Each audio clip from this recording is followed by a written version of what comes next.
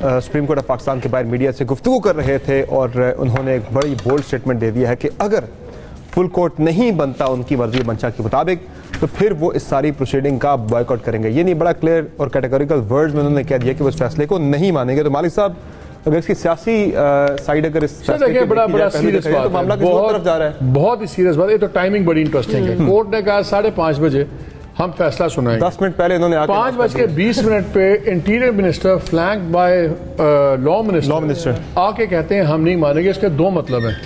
ایک تو یہ کہ شاید ان کو اندر سے کوئی اطلاع مل رہی ہو, آئیڈیا ہو رہا ہو کہ انہوں نے نہیں بنا رہے فل بینچ, تو وہ ایک ایکسٹریم فرنٹل پہ چلے گئے. دوسرا اگر نہیں ملی اور ویسے ہوائی چھوڑی ہے تو تب بھی میرا خیال ہے بڑا گورنمنٹ کے لیے بڑے انہوں نے مشکل ڈال دیا سپریم کورٹ کو کہ اب لگتا ہے کہ سپریم کورٹ اگر آپ پریشر پہ فیصلہ کرے گی تو پریشر پہ کرے گی. انہوں نے راستہ تنگ کیا. تھرڈ میسج جو بڑا خوفناک آج یہ جا رہا ہے کہ اگر وقت کی حکومت نے سپریم کورٹ کی باتیں نہیں ماننی تو پھر کون مانے گا؟ آپ کو پسند ہو نہ ہو, government of the day can not say کہ ہم سپریم کورٹ کو ڈیفائی کرتے ہیں. ان کا کوئی دیکھیں جی سیدھی سی بات ہے, کسی کے باپ کا ملک نہیں ہے, کچھ قانون ہے, کچھ آئین ہے. اگر آپ کو اتنا ناپسند ہے نا چیف جسٹس, آپ آج ایفرس موو کر دیں کہ یہ 2 جج ٹھیک نہیں, آپ ان کو ہٹائیں. وہ تو میں سمجھ آتی ہوں آپ کا رائٹ ہے جی, آپ کا رائٹ کہنا نہیں ہے کہ جی ہم یہ کریں گے وہ نہیں کریں گے. مزمل سرورتی صاحب کی ایک بات ختم ہونے دیں. خیر جاؤ سرورتی صاحب صبر کرو. بات بڑی سمپل ہے. اب وہ ٹیکنیکلی یہ کہیں گے ہم نے یہ نہیں کہا کہ ہم بات نہیں مانیں گے, ہم نے یہ کہا ہے کہ ہم بوائیکاٹ کرتے ہیں. ایکس پارٹی جانے دیں گے. اگر سپریم کورٹ کا بوائیکاٹ بھی کرتی ہے فیڈرل گورنمنٹ, میرے نزدیک وہ اتنی ہی بری ڈیفائنس ہے جتنی بری فیصلہ نہ ماننا ہے. دیکھیں کچھ آپٹکس ہوتے ہیں, یہ I think this is very wrong. اور جو بھی اس کی وجوہات ہیں یہ ان کو ڈیمیج زیادہ ہوگا, فائدہ کم ہوگا. مالک جس طرح اسی طریقے سے ٹکراؤ ہوگا حکومت کا اور سپریم کورٹ کا, جس طرح 90s میں نواز شریف صاحب اور سابق چیف جسٹس سجاد شاہ صاحب کے ساتھ ایک ٹف تھی, ایک تیسرا, اور وہ اتنی ہو گئی تھی کہ وہ حملے تک گئی. تیسری شکل بھی ہے اور وہاں پہ ججز کی میں ٹوٹل فیور میں ہوں, تیسری شکل بھی ہے چاہیے, میں اس فیور میں ٹکراؤ کی تیسری شکل بھی ہے, لیکن اس کا مطلب یہ نہیں کہ آپ کورٹ کو اس طرح کریں. ٹکراؤ کی تیسری شکل یہ ہے کہ پی ایس سی کے اندر جج صاحب کو بلا لیا جائے. یہ پہلے محمد چودھری صاحب کے دور میں ہو چکا ہے کہ پی ایس سی کے اندر خط و کتابیں ہوئی تھی چیف جسٹس کے ساتھ. کہ گورنمنٹ جو ہے وہ کسی بھی ججمنٹ سپریم کورٹ یا کسی بھی عدالت کو اس طرح اعلانیہ یہ نہیں کہہ سکتی کہ اگر وہ ہمارے حق میں نہ آیا تو ہم ڈیفائنس کریں گے.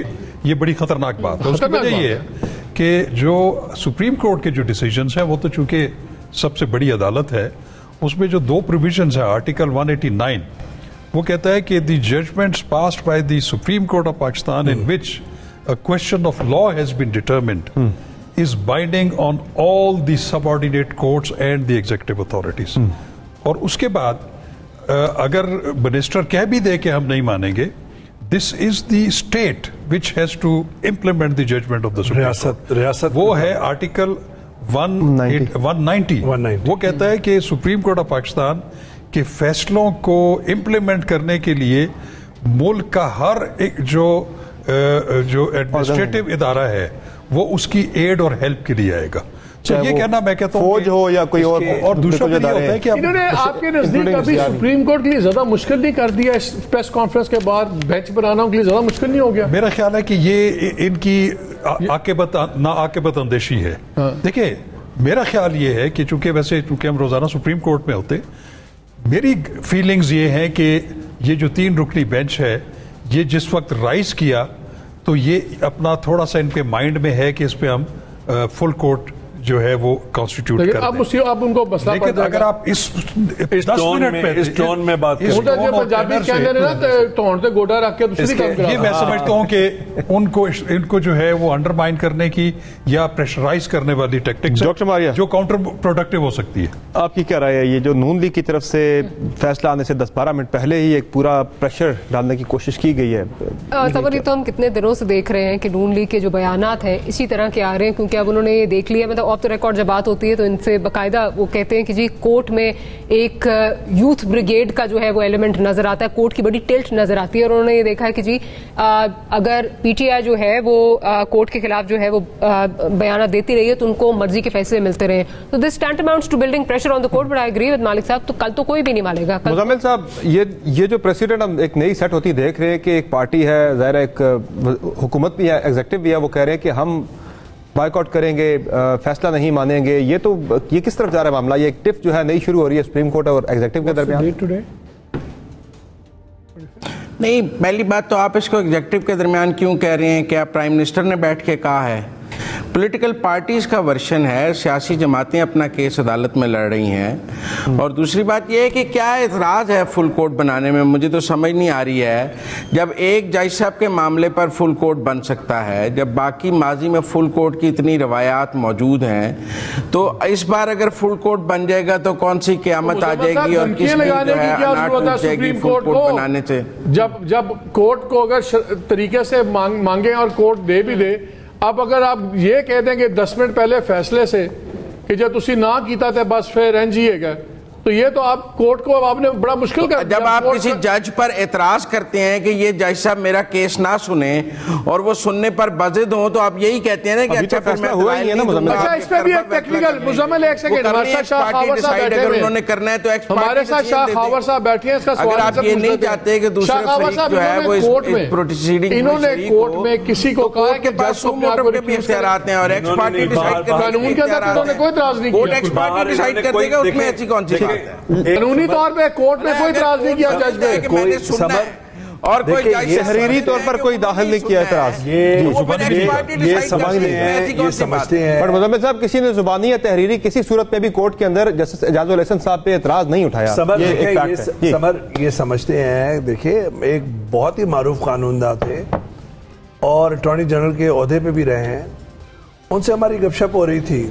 انہوں نے کہا کہ دیکھیں ایک مقدمہ جو ہے وہ عدالت کے کمرے کے اندر لڑا جاتا ہے اور سیاسی جماعتیں ایک مقدمہ جو ہے وہ عدالت کے کمرے کے باہر لگاتے ہیں.